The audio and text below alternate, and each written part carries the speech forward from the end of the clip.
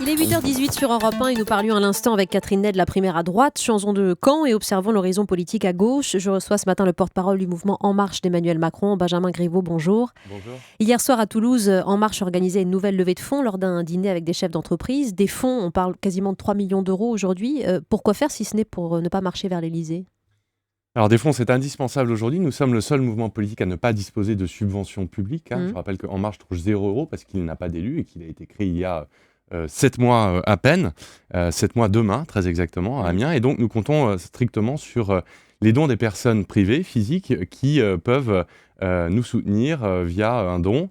L'adhésion au mouvement est gratuite. C'est un choix que nous avons fait dès le départ, mais nous comptons déjà plus de 6 500 donateurs pour un montant d'un peu plus de 1 700 000 euros. Ne vous réunissez pas pour le plaisir. On se réunit parce que Emmanuel Macron a considéré que il n'existait pas aujourd'hui de structure dans le pays capable de mobiliser la société civile, que la société civile avait déserté les grands partis traditionnels, que quand vous vous rendiez dans les territoires, vous tombiez sur des entrepreneurs, des gens du monde associatif, des gens de l'entrepreneuriat social et solidaire, des intellectuels qui bien souvent mettent en place des solutions dans les territoires en termes d'insertion, en termes de mobilisation, et que vous ne retrouvez jamais dans les partis, qui ont fui les partis politiques depuis 15 ou 20 ans. Qui n'a pas vocation à être un organe politique. C'est un mouvement...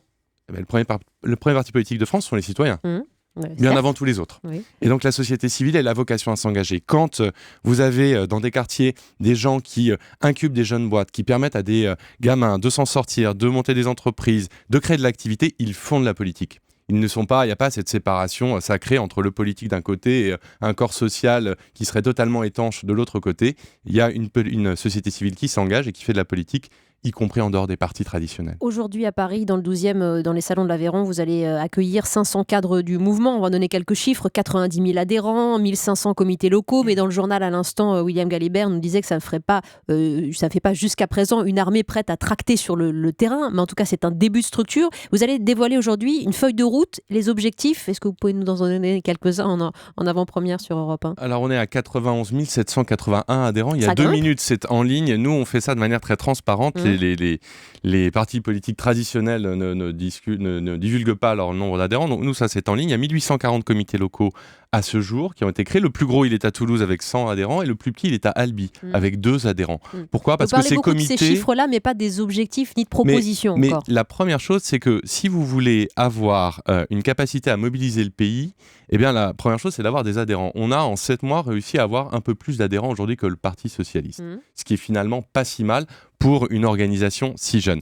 L'objectif est donc d'organiser la mobilisation dans les territoires. Et la journée d'aujourd'hui, c'est une journée où on réunit nos cadres. Il y a 100 référents départementaux, paritaires, quasi-parité, donc 45% de femmes qui sont référentes départementales, essentiellement issues pour leur immense majorité de la société civile et du monde associatif. Encore une fois, mais Benjamin Griveaux, comment faire croire à vos copains socialistes que ce n'est pas une coquille vide, ce mouvement ?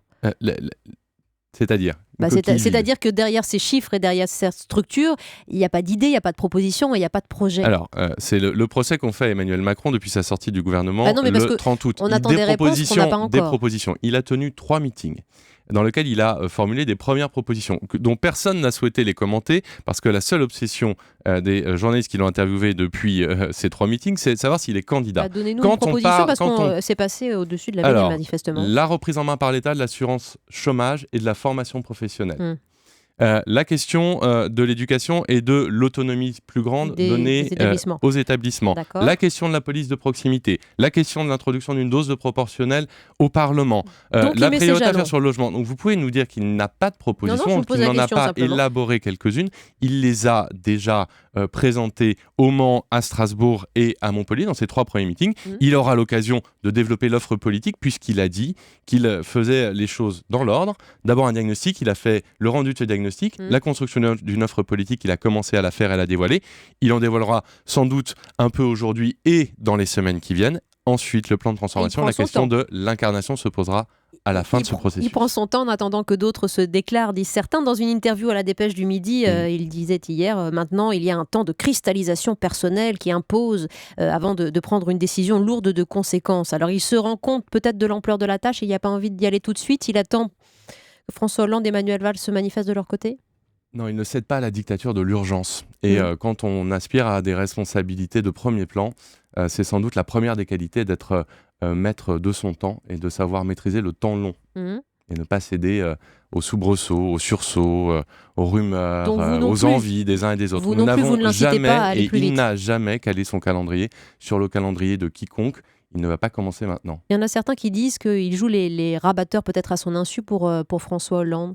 La principale de ses qualités, c'est sa sincérité. Est-ce que vous croyez sincèrement que les gens lui accorderaient le moindre degré de sincérité s'il était là comme simple rabatteur ? Je ne sais pas, mais c'est peut-être le moment aussi qu'il prenne ses distances. Il perdrait là sa principale qualité. Il s'est d'ailleurs exprimé chez vos confrères de Mediapart très longuement l'autre soir. Il a fait un exercice qui a duré plus de 2h30 sans notes, avec une interview dont on ne peut pas dire qu'il y ait une forme de complaisance des journalistes de Mediapart à l'égard d'Emmanuel Macron. Il a répondu à cette question très nettement.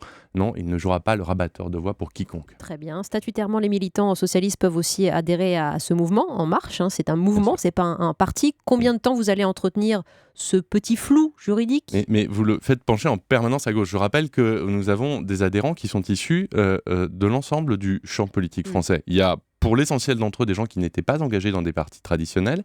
Vous avez des gens qui viennent du Parti socialiste, vous avez des gens qui viennent des Verts, des radicaux, des centristes, et vous avez des gens qui viennent des Républicains.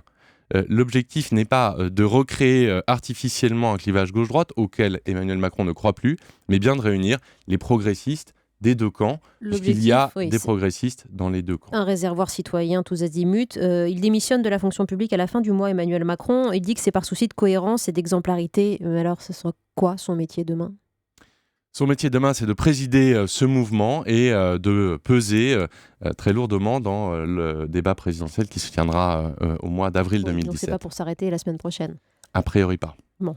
Merci beaucoup Benjamin Griveaux, porte-parole du mouvement En Marche d'Emmanuel Macron, alors que vos troupes s'organisent aujourd'hui encore à Paris et qu'on attend quelques propositions de nouveau. Merci. 8h25, on fait une petite pause, le rappel de l'actualité et par ici les sorties avec Mickaël Grégorio. À tout de suite.